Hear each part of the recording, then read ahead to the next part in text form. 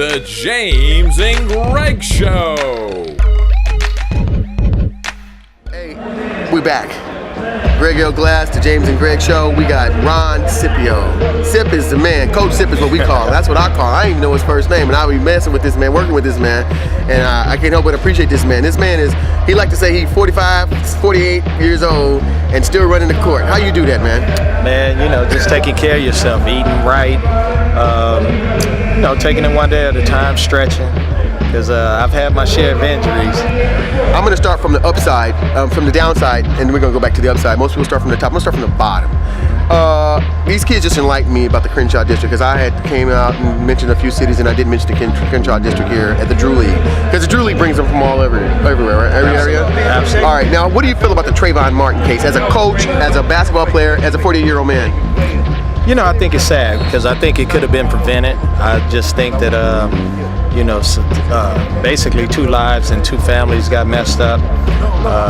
Here's a kid, like they say, that kid could have been my kid. Just walking down the street and minding his own business, trying to make it home, and the unfortunate happened. And like I said, and then on the other side, just having, I think, misjudgment. He misjudged and just going overboard, a little bit overboard, and then all of a sudden now you're in a situation that could have been avoided and prevented. And so, even though he got off as far as the verdict and everything, but I still think that now he's going to suffer just the fact that you got to live in that type, you got to live that way. Absolutely. Well, and I hate to start with Trayvon Martin, and because it's such a political and it's a conversation piece all around the country, if not the world now. And I brought that about from a coach's perspective on purpose, because I wanted to know how you kind of felt inside. And listening to what you just said, could you, or how would you feel if he was one of your players?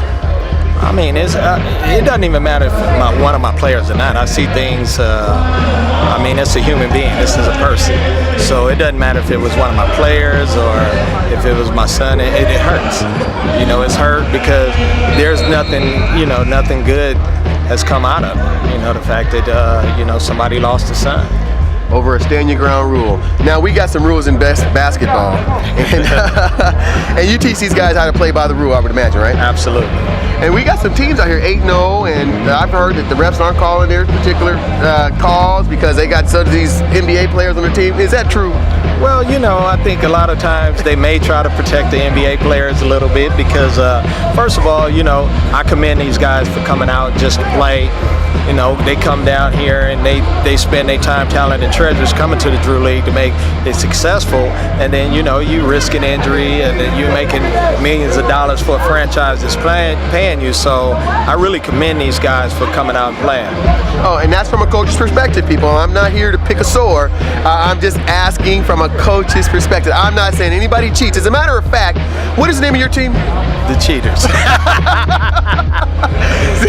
Does that have anything to do with cheating? Oh man, no, it has nothing to do with cheating. I think over the years what happened, we started out as the Cheetahs, as a fast team, and so since we were a homegrown team that came right out of Drew Middle School, people was like, oh, y'all giving the Cheaters, y'all giving them an advantage because they were from Drew, but that's just we started out the Cheetahs and then it evolved into the Cheaters. Now we got some history here, folks. Now I see. I didn't even know that, and I'm so glad that Coach Sip here has a chance to explain this whole Drew League, because it's such a phenomenal league and has such a history. And he's not an old man. He's under 50.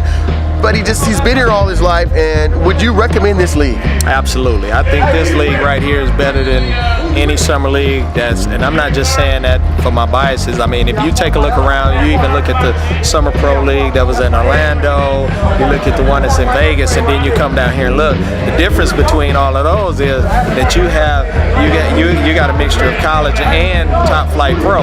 You got a bunch of rookies that's playing on the circuit that's trying to make it. We got guys of seasoned vets that's been playing in the league 10 plus years. I mean, you got Gilbert Arenas down here playing, Nick Young, JaVale McGee, you got, Darrell Wright, Trevor Ariza. So you could just go on and on and on. John Wall played here, LeBron James, Kobe Bryant. These guys have come to the Drew League, and Kevin Durant liked the Drew League so much last year, he came down and played in the morning, lost the game, and asked, could I come back and play in the evening? So he wanted to just win. And so that tells you a lot about the league, and so, you know, I'm happy to be a part of it. I've been a part of the Drew League since 1986. Oh, that's good, Coach Sip. Man, I could go on and on with this guy. I'm really impressed with his enthusiasm for this particular league and the game of basketball in itself. What do you suggest that these kids do to get down here or just enhance their basketball?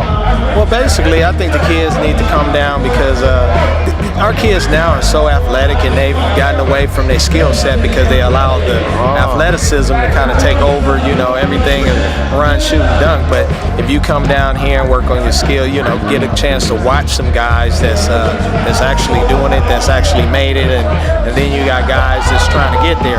So just coming down, witnessing witnessing the games, I think it'll be a big plus for the younger kids coming up. All right. Hey, we want to thank you, Coach. Oh, I appreciate it. Anytime. All right.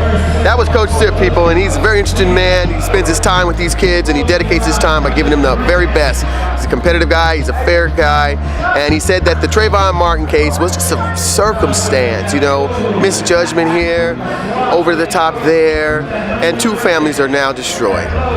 Greg L. Glass, the James and Greg Show. We'll be back.